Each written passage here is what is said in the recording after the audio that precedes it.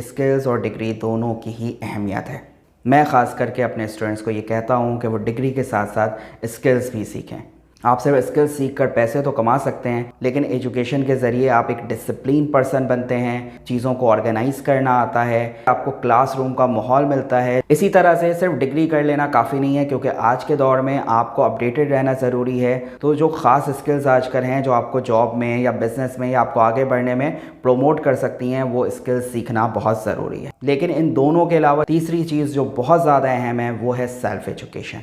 Self education का मतलब ये है कि आप सही नॉलेज हासिल करें, वो नॉलेज हासिल करें जो आपके करियर और पर्सनैलिटी को बेहतर बनाने के लिए ज़रूरी है। सेल्फ़ एजुकेशन की सेकंड खुसूसियत ये है कि इससे आप अपनी पर्सनैलिटी को डेवलप करते हैं।